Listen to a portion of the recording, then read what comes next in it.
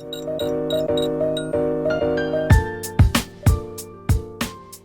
found this beat-up AGS 101 in a thrift store around 2012 or 2013 that's been sitting unused for nearly a decade. I think it's finally time that I gave it some TLC. Since all it really needs is a new shell, let's take it easy and keep things simple for today.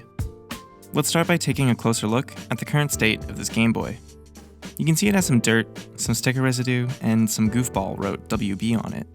Actually, that goofball was me. I've already opened up this Game Boy once before to see which color the display tab was to add it to an AGB 001. Besides being a little bit dirty, the Game Boy is still in pretty good condition if you ignore the spots that I butchered during disassembly. Oh, and I also lost the battery cover. Whoops. You can see that I didn't really care too much about keeping this shell, but I wish I'd been a little bit more careful with it. You never know when you might want to reuse an original shell. I'll be more careful next time, I promise. The screen still looks absolutely gorgeous though. The AGS 101 screen looks so nice. I know a lot of people are opting for more modern IPS screens, and they do have their pros and cons over the AGS 101, but honestly, the AGS 101 looks excellent to me, and if you really need to slow down a video 5 times to see some minor screen tearing, then it's not really a huge deal. And if you claim you can see tearing at regular speed, well then either your eyes are much better than mine, or you're just trying to impress some nerds. Before we start taking this thing apart though, let's look at this price tag. If you look really closely, you can actually see there's 2 price tags on there. So I think the price might have been reduced before I bought it. Let's see if we can see what that original price was. The sticker's been here for at least 7 years, so it's putting up a pretty good fight. I'm doing my best not to rip it, but as you can see, I'm not doing that so well. But there it is, $30. In 2020, I'm pretty shocked that this thing couldn't sell for $30, but if I think back to when I bought this, I don't think I was that excited to be paying $20 even. And it came with Pokemon Silver. Man, were those different times. Anyways though, let's take a look at the new shell. I have a thing for clear electronics, and recently there have been a lot more third-party options for new colors that aren't just knockoffs of original colors. Coupled with some teal buttons, I think this is going to be a really nice color combination. The shell and the buttons both look and feel great, but the Nintendo sticker that came with this looks a little bit off. The third-party sticker's colors are wrong. The background looks more black than dark gray, and it doesn't really reflect light as nicely, which isn't a huge issue, but the font looks terrible. The kerning is completely off, especially between the letters T-E-N, and the D is gigantic. And the N's and O's are extra puffy. The whole thing looks like it was stung by a bee and it's having an allergic reaction. But I suppose you can't expect top quality from a third-party case like this. Thankfully, we can transplant the original logo to the new shell. Let's start taking this thing apart though.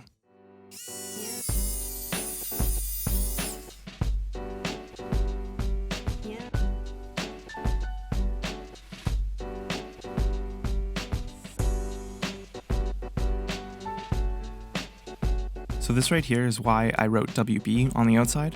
This is the white tab that I was referring to. Some of the AGS 101 screens have brown tabs, and there's different compatibility when using adapters to put one of these screens into an AGB 001, depending on if it's a 40-pin or 32-pin board. Since we're keeping this display tied to an SP motherboard, we don't need to worry about that right now.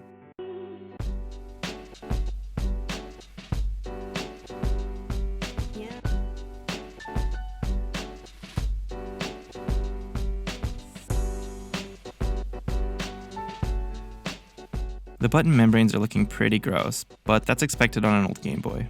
I'm going to use the new membranes that came with the shell, but I'll wash these up and keep them as extras. It's usually a better idea to use the original membranes when you can, but since I'm using a clear shell, I want to use the clear membranes that came with it. After removing the motherboard, this is a great time to clean it with some isopropyl alcohol. This motherboard's already looking pretty clean, but it never hurts to give it a little wipe down regardless, especially the button pads. And I just noticed how bad the third-party bottom sticker looks when compared to the original. The barcode is the biggest problem, but the Game Boy logo is tiny and wrong. I was actually thinking this might look so different because I was comparing it to a 101, but I busted out 2 of my 001s after, and as you can see, the third-party sticker still looks really bad in comparison.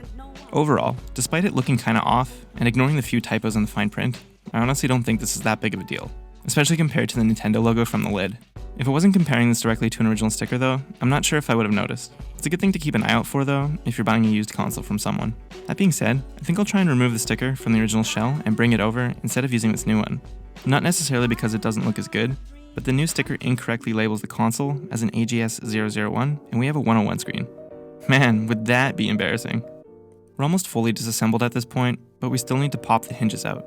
New shells don't come with these, so you'll need to move them from your old shell. You can buy these for less than $1 when you're buying your shell, which is probably the better way to do it. Removing the hinges is a pain, and it's really easy to break them during the process. I'd also say this is the most dangerous part of the mod. It's really easy to slip and slice your hand open, so be very careful if you're trying this step. To get started, find something you can get a good grip on. I'm using a spudger, and you can see it's the wrong tool for the job. These take a lot of force to pop out, and I wasn't getting enough leverage. The spudger was too long and too thin. I kept feeling like the spudger was going to break, or slip out of the hinge and stab me. You can see how much force I'm putting into this, but it's not being applied where I need it to go. If you have some needle nose pliers, these will be your best bet. It still requires quite a bit of force, but as you can see, on my first try, the hinge came right out. I was a bit surprised when they came out, because I was struggling with the spudger for so long, but this was so much easier. Once they're halfway out, it's time to pop them out fully. I thought it'd be clever and use some tweezers to pry them out, but just like the spudger, this was the wrong approach. All I did was break off the hinge cap, which to me isn't a huge deal since my new shell has replacement caps, but the hinge still stayed in place. So like all my problems in life, this can be solved with a pair of needle nose pliers. Wow, that just popped right out. Let's see that again in slow motion. Nice. Do it again for the remaining hinge, slow motion optional, and the Game Boy's now completely disassembled. Since we're on the topic of hinges, let's start there and put the new caps on. They just slide right into place. I also have a glass lens that we'll be replacing the original plastic one with. The old one peels off pretty easily, but after it's been removed, be careful not to touch the LCD panel directly. If you do, you can still wipe it with a microfiber cloth, but it's easy to leave some fuzzy residue behind on the sticky foam, which prevents the new lens from sticking properly, and it can also get in the way of the screen, making it look not good. When putting on the glass lens though, make sure to line it up as best as you can the first time. If you misalign it, it's a lot more difficult to peel it off, as it won't bend like the plastic lens. It is possible to do, but you might crack the glass if you're not careful. Just don't push down to bond the two together until you're absolutely sure you've aligned them correctly. To help with this, you can put the LCD into the shell and use the screw holes and notches in the lens to help make sure everything is lined up properly. Once it's in, give the lens a wipe down with a microfiber cloth, snap that top shell together, and screw it all back up. Let's move on to the bottom half of the shell. If you're using the buttons that came with the new shell, you can just start putting it all back together, but I need to swap out my buttons first. These black ones actually look really nice, but the teal buttons are going to match the motherboard really nicely and give the finished product just a little bit more individuality. Let's look at the shoulder buttons. These are a bit more difficult to swap out, but if you take it slowly, it's really not too bad. The shoulder buttons have a spring and a pole that need to be moved to the new buttons. The spring clicks into place in a notch in the shell. Just use your tweezers or spudger or your needle nose pliers if you're feeling like it, and slide the arm of the spring out of the notch. Once it's out of the notch, simply lift the shoulder button out while applying pressure to the pole to hold everything in place.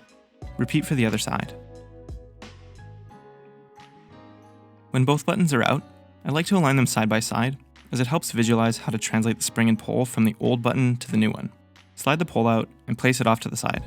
Take the spring and slide it into the new button in the same orientation, and then slide the pole back in.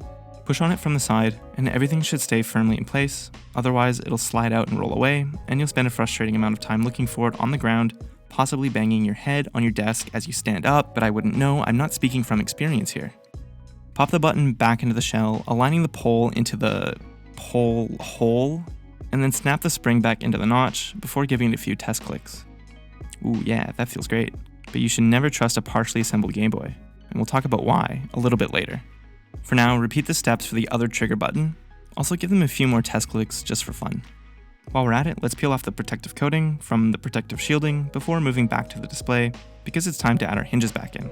Slide the display ribbon into the bottom shell while avoiding the contacts and close it up. Grab one of the hinges and find the side with the groove on it. The groove should be facing up. If you're unsure of how this fits in, look inside the shell to see how your grooves will match up. Slide it in, apply some force, and once it's sticking out about halfway, move on to the other hinge. Open up the display, apply some more force, and your hinges should be fully installed. Screw the display hinge cover into place, and we're done with the top half of our mod. Looking good so far. Time to switch from top to bottom. Add in the buttons, membranes, and the speaker. Try to avoid touching the gold contacts on the speaker as you do so, and don't forget about the LED diffuser. Grab your motherboard and always remember to hold it by the edges. Reattach the display, which can be tricky since the buttons can easily fall out if you flip the shell over. You might need to do this at an awkward angle, just like I am. Once it's connected, and you've locked the display cable into place by pushing in the locking clip, screw the motherboard back into place. Before putting the bottom shell back on, there's a small square metal screw hole that needs to be put in, or else you won't be able to screw the battery door back into place. There are 2 places that this kind of fits in, so make sure you're putting it in the hole that's right in the middle, otherwise the case won't fit on. Before screwing it together, let's quickly test it to make sure it's working. Oh yeah, there she is. Now that we know it's working, it's time to screw it all together. Be careful not to over-tighten the case. You want to find a nice balance between the 2 bottom shell gaps being closed and the system being too tight that the shoulder buttons are pinched. Let's do a quick test to see how our buttons are feeling, and immediately something feels wrong.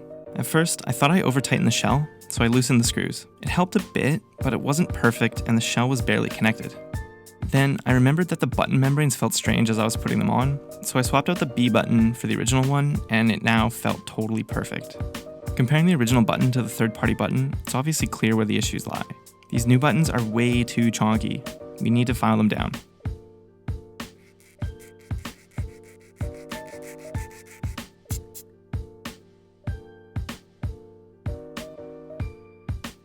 After filing down the B button, I also had to file down the A button, the brightness button, and the right shoulder button, which finally solved all of my issues.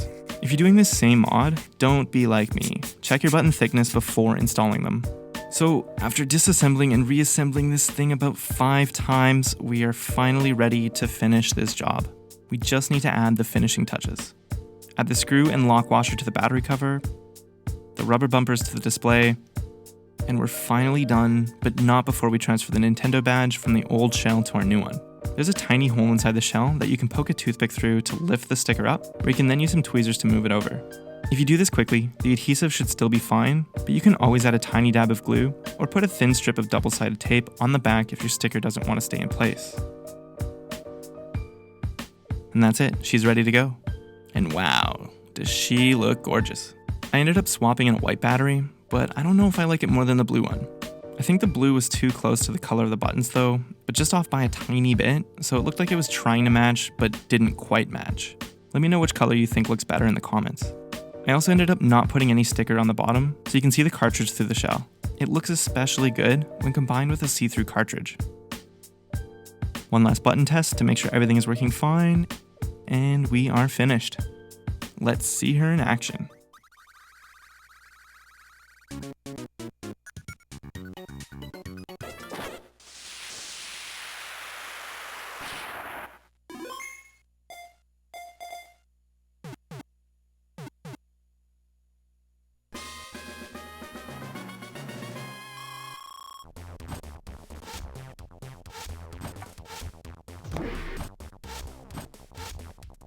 Oh, also, one last surprise that I didn't even know about until I finished this build, but the membranes and bumpers glow in the dark.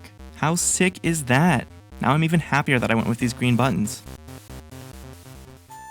Taking this for a spin outside on a sunny day, the screen is still a little bit difficult to see, especially when you compare it to a modern display, but overall, this thing still holds up nearly 20 years after release.